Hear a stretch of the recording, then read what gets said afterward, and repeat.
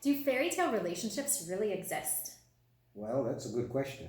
I know it does for us, but the reality of it is that what is it that people really need to make it a fairy tale? Because I can tell you, for men, our fairy tale is all about porn. And for women, our fairy tale is based on Disney. So how do those two come together so that both men and women are satisfied? Wait, come together? Pun intended? Pun intended. Hence the naked truth of what we're doing and how we're going to take apart a relationship to explain to you how to create a combined fairy tale relationship. Let's find out.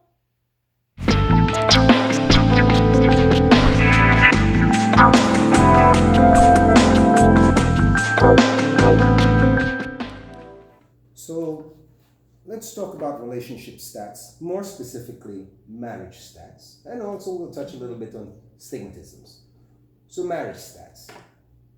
Over the last 10 years, we've seen, depending on where you search, and I've searched even prior to this video, as low as 18%, as high as 50%. I remember 10 years ago when I started doing some research into marriage, it was as high as 67% in North America. So we're seeing a drop off in the amount of divorces, but it's not stopping. I had a conversation with one of the best divorce lawyers out of Chicago, and he was telling me that the first divorce is almost 50%, second marriage is 70%, third marriage is almost 100% failure. So, which is kind of scary for us because this is my third marriage. This is my first. So that's, maybe we'll meet in the middle and don't get divorced. We will. So statistically, when we start looking, and again, it all depends on which website you go to.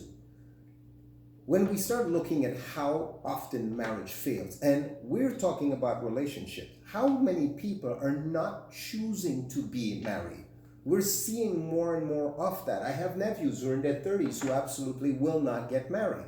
So maybe that is one of the reasons that we're seeing that the divorce rate is falling down. Absolutely. I have a lot of friends who are not married. They're choosing to pursue their career. And honestly, before meeting you, that's what I was going to do, pursue my career. And until my Mr. Perfect showed up, who was everything that I wanted in a partner, I was willing to be single until I was 40 if that was what was required.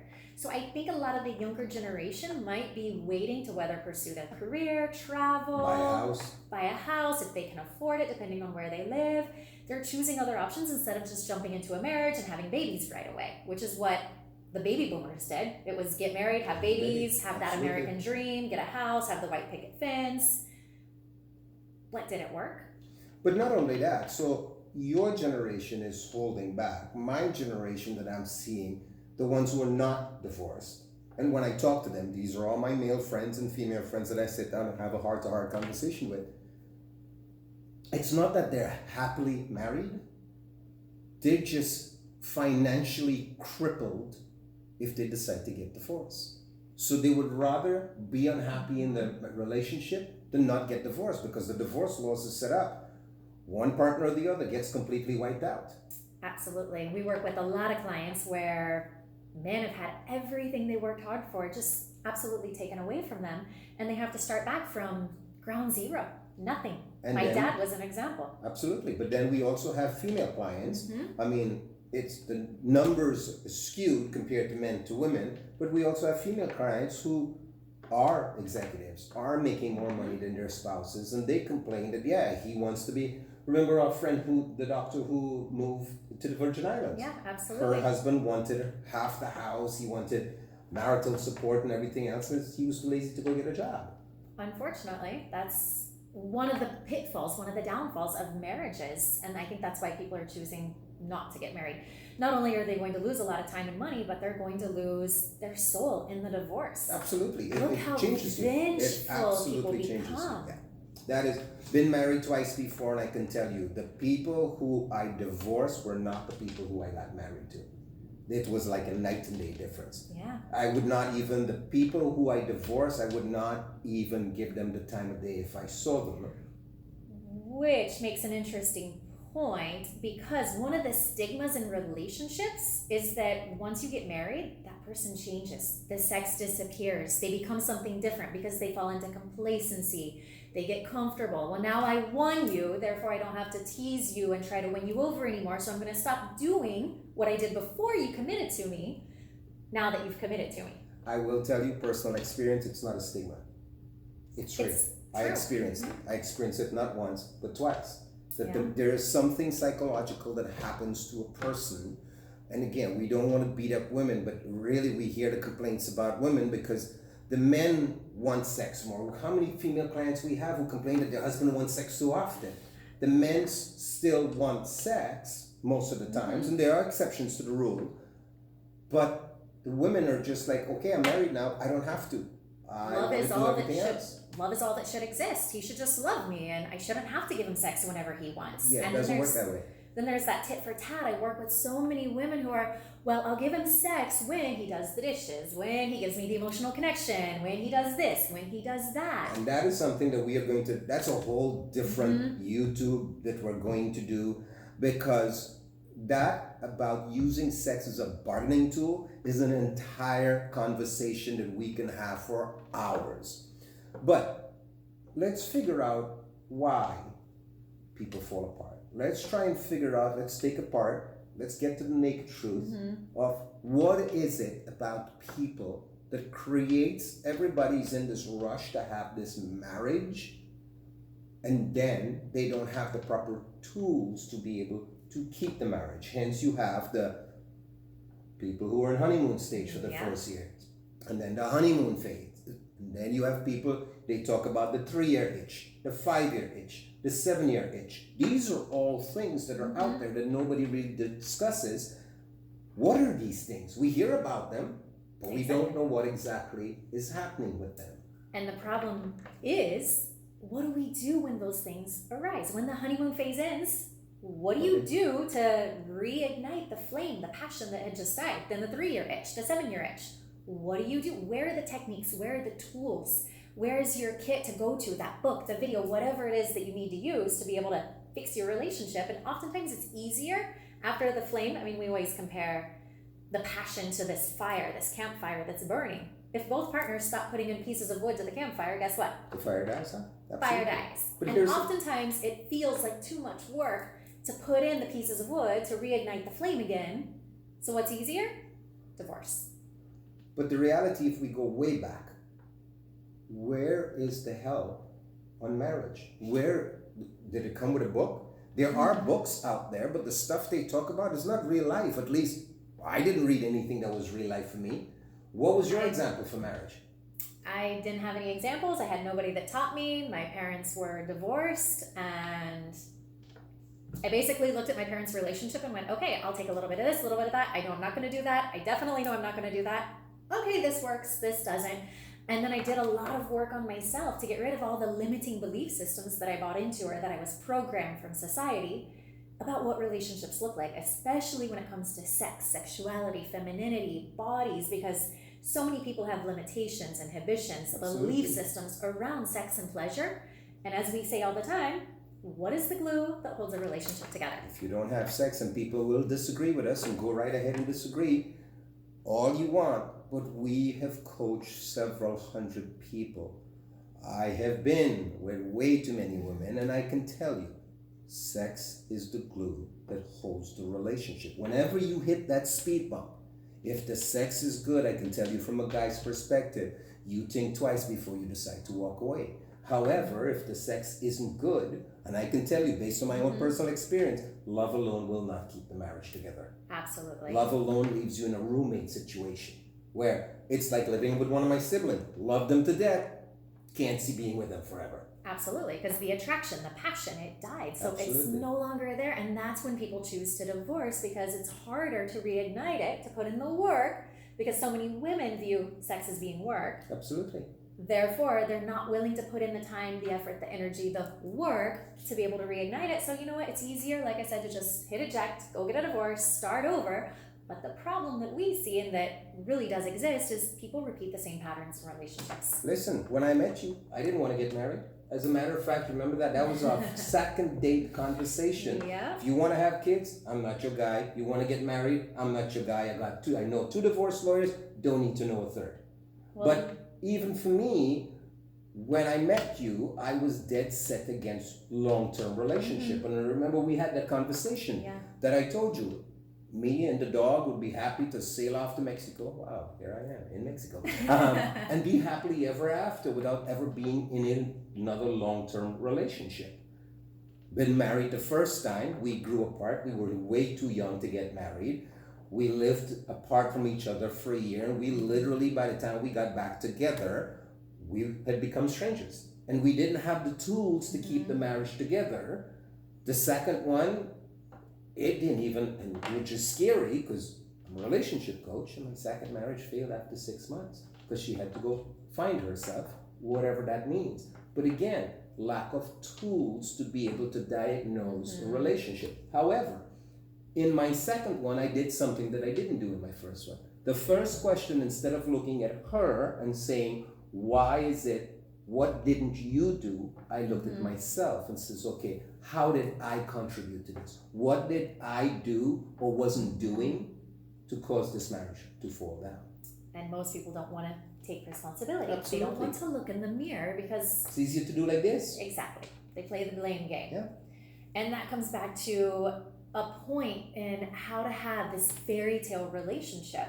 Honestly, it's making your partner happy. It's being willing to do whatever it takes to put a smile on your partner's face. Oh wait, you mean you do things to make me happy? And it's not that if I do things, then you'll be happy? No, exactly. Imagine that. Look, yesterday was a good example. You showed up from work, I'm standing there with a glass of wine in your hand because I know that you had a hard day and I worked from home, and I'm like, you know what would I want if I was coming home after a hard day? Yeah, nice glass of wine. But this is the difference between us, brothers, because we're always putting the other person ahead of our wants, our needs, and our desire. Again, there's no tit for tat. Absolutely, and that's how most marriages function. It's that if you do this for me, even the sex, and again, that's a long conversation. If you do this, I'll give you this. Yeah. If you take out the garbage, I'll be happier. If you do this, I'll be happy. And that's where we end up going. I mean, when you met me, you didn't want to get married. No, not at all. I was anti-relationship before meeting you because I had a 2-year relationship in high school, and then the guy turned crazy jealous, and I said, okay, no more relationships. I'm pursuing my career. Let me become a chiropractor. I was the youngest chiropractor to graduate. I competed in fitness competitions, and I said, no relationships. So I did sex like a man. I was willing to just take care of my needs, wants, and desires, and no emotions, no relationships, and because of that, I never got my heart broken. Which is a secret that many women need to adapt. That That's if they would, it's a whole other YouTube podcast episode, but if they would protect their heart and not allow their emotions to get involved first, they would never end up heartbroken and with baggage, and he did this and he did that, which then causes them to point the finger and blame later in life.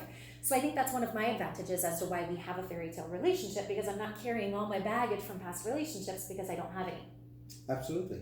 And our reality is that, you know, we go through, we hear about the phases that people go through. We hear about the fact that after the first year that, the honeymoon will end. We hear about the 3-year age, the 5-year age, the 7-year age. But our reality is, here we are 8 years later. Everywhere we go, people call us honeymooners. We're still honeymooners. We still view our relationship as though it's a first time. Well, and if you look at the first 4 years of our relationship, we worked side by side at a table a little bit bigger than this. Yeah. Almost every 24 single hours day. a day. We slept, we went to the gym together, we worked together, we went out together. So again, even as a relationship coach, I remember coaching a lot of people that you need spaces. And it is true, you do need space in your relationship because you require two different individuals to come together to be able to share things. But every once in a while, you find somebody that you have so much in common with. And that's why I tell everybody, I married my best friend. There's nobody else on the face of the earth that I'd rather be spending time with and doing the things that I enjoy. It so happens you enjoy it too. Exactly. That's why our family says we're 2 peas in a pod. Yeah. And I mean, don't get me wrong, we do have our issues. It's not that, we never fight. Bullshit, we fight. But we know how to handle the fights. We know how to take responsibility and go, okay, you know what? You were right. Most people, or I was wrong. Most people are not willing to be wrong. But they would rather fight to be right, which then they just keep butting heads and they never resolve their issues. Which is funny because how many of our clients, when we ask them that $1 million question, if you had a choice to be Mhm. right Or be or to be free happy, and happy. which would you prefer? And every one of them Mhm. chooses to be happy, but every one of them says that they want to be happy, but they choose to be right instead. Exactly. So that's our story. Our story is, we make it work. We have the tools to make it work. We figured it out based on my rather adventurous past, 2 marriages later, several relationships, your lack of relationships. And the willingness to do whatever it takes and wanting to put a smile on my partner's face and enjoying that 3-letter word sex. Absolutely. And being able to be free without the limitations, belief systems, the shame, the fear, the body image issues. All of that makes a huge difference, because if I hated my body, there is no way I would be able to show up vulnerable and fun for you. There's the 3-letter word. The other So it's 3-letter not word. just sex. It's No. also for the fact that it's fun. And that's the reality. Because we experience that. If one person stops being fun, it's a natural thing to start pulling away and going, you know what? It's hard enough for me to keep my energies up every day. I don't need you pulling it down. Absolutely. So coming home and knowing that when you get home, you're got a smile on your face, no matter how hard of a day you had, you come home light and bright, or when I come home, you got a smile on your face, or dinner's made, or I have a glass of wine for you, or I'm cooking dinner. It's always about being fun around each other. Exactly. And that is, we're going to share the secrets, the biohacks as we like to call it, as to how to create that funness in your relationship. Because once you change your perspective on life, and that's a big part of it, nothing in your life is horrible. We never have a bad day because we view it differently. Like, okay, how did that happen? So it's always going back to taking responsibility, which makes us fun and joyful and light and goofy and silly. And we're going to share a lot of those secrets and how we get through a lot of those challenges and fights and arguments that we do have that takes away our fun. But it's all about having the tools and the techniques Absolutely. to make the relationship work. And like Dr. Dyer said, once you change the way you look at life, life changes. Mm-hmm. So if we can give you some tools, if we can biohack the relationship, literally take it apart and show you all the pieces of it and how we make it work. Because from the outside, look at how many followers we have on Instagram who people tell us all the time, oh my God, you guys are living the fairy tale. The difference is, we actually are living the fairy tale. Mm-hmm. We're not putting up a face on Facebook or a face on Instagram showing... We're not just posting, we're happy all the time! No.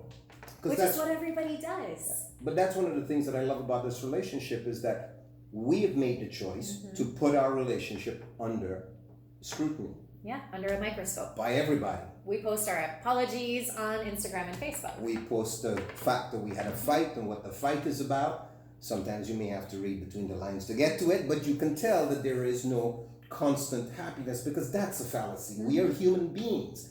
And as human beings, whether we're best friends, whether we're brothers and sisters, whether we're cousins, whether we're siblings, the reality of it is you put 2 human beings together living underneath the same roof, and you're going to get on each other's nerves. Yep. People are going to have expectations of different things. But how do you handle it? Exactly. And how do you handle all the other challenges that come with it? Well, we come back to a very major topic that we're going to be doing probably multiple episodes on. Communication. Absolutely. When most couples can't even communicate about sex. Anything. Forget let sex. alone, Forget exactly, sex. let Anything. alone the everyday normal stuff, the shit that, like leaving dishes in the sink. When you give me crap for leaving dishes in the sink, I laugh because I get it. Okay, I forgot. I got busy. Whatever. I'll take care of it. Yeah. I take responsibility, but hey, I forgot, which is one of, the pitfalls, one of my downfalls that annoy you.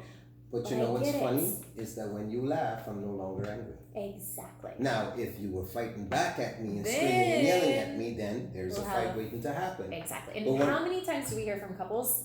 They know they're like waiting, they're edging, they're picking a fight. They're just, I'm gonna get it. I know which buttons to push, and that's how most people function. Exactly. And what is it worth? What is it really going to create in their relationship? Most of them aren't willing to be conscious enough to stop and go, is it really worth it? Which, again, a whole nother discussion that we're going to have is what happens after the fun. What happens to the energy? What happens to the connection? And do people have the cognitive ability enough to think about what is going to be the result of this? Am I willing to deal with the separation that's going to happen? How many days it's going to take us to bring back that closeness to us before I decide to fight for what I think is right? Again, going back to people would rather be right than be free and happy. Absolutely. So, shall we share a little bit about our story, how we got married? Do we want to do that in this episode, or do we want to do that in the second episode? We could keep them hanging. Let's do it in the second episode. Yeah. So stay tuned to our next episode where we're going to share with you how we met, how long it took my amazing husband here to propose to me. Forever. Both of us were anti-relationship and now we're happily married, going on a decade now. And we're going to share with you in the next episode basically the ins and outs of relationships and why they do not work, why they are failing, and what you can do about it before you even get into a relationship. So whether or not you're single, married for 20 years, divorced, we're going to share with you the tools and techniques and some of the questions and the red flags Absolutely. that you really need to look for before getting into a relationship, or if you're already in a relationship, that you can go ahead and analyze your current relationship so you know what steps you need to take forward to be able to create your fairy tale relationship. Stay tuned. We'll see you in the next episode.